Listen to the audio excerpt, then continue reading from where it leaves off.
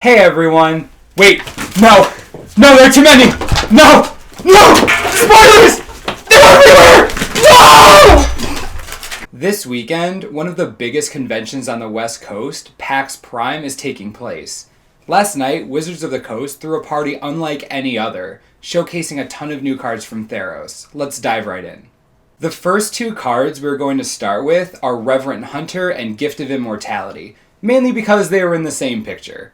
Reverend Hunter is a 3-cost 1/1 with a very straightforward devotion ability. You have green symbols on your permanent's mana cost, he gets huge. Gift of Immortality, however, is just crazy. For 2 colorless and a white, you enchant a creature. When the creature dies, it automatically gets brought back to the battlefield under its owner's control. In addition, Gift of Immortality comes back at the beginning of the next end step, attaching it to the same creature. You have to kill the same creature twice in one turn. Good thing Thragtusk is rotating. Dodged a bullet there. This card screams value. You give a creature a second life and potentially more lives after that. This is going to be a 2-for-1 machine. Next, we have Chained to the Rocks. Granted, you do have to enchant a mountain in particular with this, but even with that in mind, the ability is amazing. A 1-mana enchantment that swords to plowshare something with no drawback is extremely powerful. This card is going to see play in Standard for sure. Maybe even Modern. The ability really is just that strong. Don't underestimate this card. Keep it in mind, for 1 mana, it eats your Angel of Serenity. We all knew that Elspeth was coming back, and sure enough, here she is. 6 mana is a bit costly, but her +1 does give you instant board presence and a 5 loyalty walker. In addition, we can probably expect some big creatures out of Theros, so her -3 to destroy all creatures with power 4 or greater isn't irrelevant. Still looking at you, Angel of Serenity. Her emblem is also quite strong and only takes 4 turns to activate. I don't think her ultimate will be a target in competitive play, but that aside, if left alone, she can create problems, especially for control decks that rely on big creatures as finishers. I could see her fitting into a couple different strategies, but with that mana cost, it will probably be something more control-oriented. Voyage's End is so very nearly the new Vapor Snag. While this unsummon is 2 mana, Scry is a great mechanic. Scry is a returning mechanic that lets you look at a certain number of cards off the top of your library, and then choose whether you want to leave them there or put them on the bottom. It's very useful for getting rid of cards you don't need. I mainly use it to send extra land away. Forever. Return to hand effects have always been strong and limited, and adding Scry to one only makes it better. Keep this in mind when drafting. One of my favorite spoiled cards is Read the Bones. For 2 and a black at sorcery speed, you scry 2, then draw 2, then lose 2 life. Card advantage is always nice to have on its own, but having the ability to scry away something you don't want first is amazing. This card helps guarantee you value from your draw. With the ability to go a maximum of 4 cards deep in your deck, I can see a control deck running this all day. We finally have a card for that awesome nymph art we shared a couple days ago. Cavern Lamp is the first of the enchantment creature nymphs. While this card may be too expensive for constructed, it is certainly playable in limited.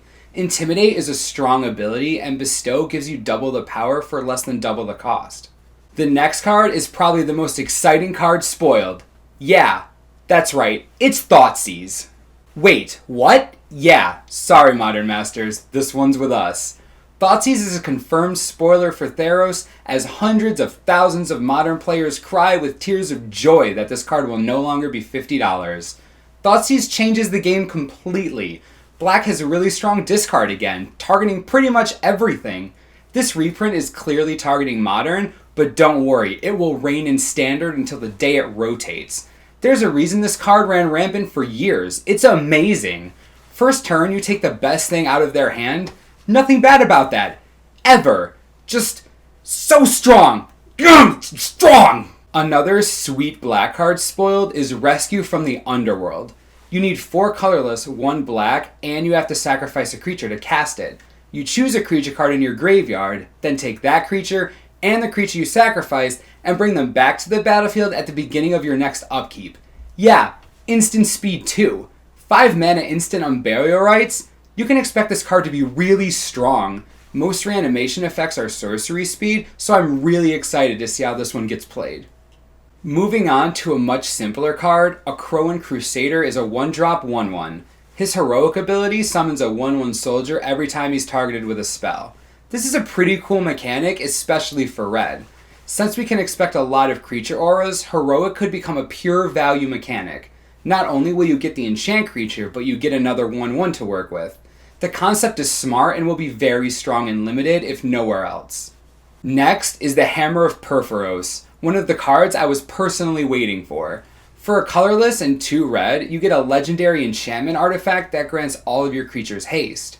For 2 colorless, a red, tapping it and sacrificing a land, you get a 3/3 colorless golem enchantment artifact creature. This card makes a lot of sense flavor-wise. I've just never been so keen on sacrificing my lands. It's going to be interesting to see what kind of play this card gets. For all of you Minotaur fans, Rageblood Shaman should be your dream come true. While it was confirmed that Theros wasn't going to be a tribal set, Minotaurs don't care about that. If Minotaurs want to have a tribal theme, they will have one. They're Minotaurs. This guy is a 2/3 Minotaur Lord. In addition, he gives all other man, cow, bear bulls trample. This is a pretty cool Lord ability for only 3 mana. The +1/+1 is always expected, but trample is a nice addition. One of the cards people are most excited for, the Bow of Nilia, did not disappoint. 1 colorless and 2 green, this legendary enchantment artifact gives all of your attacking creatures Death Touch. For 1 colorless, 1 green, and tapping it, you get to choose between a +1/+1 counter on something, dealing 2 damage to a flying creature, gaining 3 life, or putting 4 cards of your choice from your graveyard on the bottom of your library. This card is the definition of versatile and can fit into almost any strategy. A counter for 2 mana every turn is really strong. Also, don't underestimate the ability to get cards back into your library. There are always plenty of shuffle effects in Magic. Commune with the Gods is up next. A 2 mana sorcery that lets you reveal the top 5 cards of your library. You then may put a creature or enchantment card from among them into your hand, and everything else hits the graveyard. We've seen green cards with these kind of effects before. Lead the Stampede was fairly recent, and I bring this up because green is taking this type of card that they have been using for a while, and inserted it into this set with the word enchantment. There haven't been a large amount of enchantments released yet, but we can expect a lot of great ones, especially out of green if they would go out of their way to alter this type of mechanic. This may be a little hard to see, but that's Nilia, God of the Hunt. 3 colorless and 1 green for a 6/6 indestructible creature. To be fair, she isn't technically a creature until you have 5 or more devotion to green.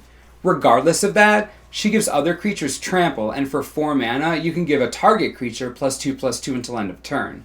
This doesn't even require tapping. In a long game, having this ability available to use twice in a turn can mean the difference between winning and losing.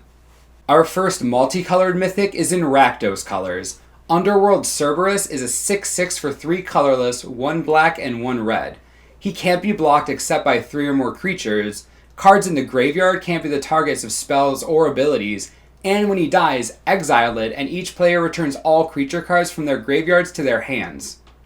This guy does a ton of stuff. Having an evasion ability is really strong and limited, and being able to sneak by 2 creatures as a 6/6 is devastating. We can expect some graveyard shenanigans with Theros, considering Erebos is the god of the underworld, so a second ability will most definitely be relevant, even with the graveyard happy Innistrad block rotating out. I don't even know what to think about his last ability. All creature cards get returned to their hands? For EDH, players must be in heaven with this. As far as standard is concerned, if you can find a way to top off an aggro red-black deck with something like this, 1, more power to you, and 2, I don't want to face you. The last card officially spoiled last night was Nykthos, Shrine of Nyx. This legendary land can tap to add 1 colorless to your mana pool. If you spend 2 mana, tap it, and choose a color, you can add an amount of mana to your mana pool equal to the devotion of the color you chose.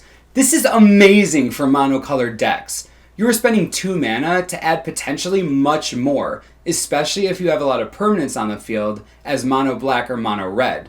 With this type of card, you get the influx in mana without having to dedicate more spots in your deck to land. This is something that monocolored players are always looking to accomplish. These cards made us more excited for Theros than ever. We hope they did the same for you.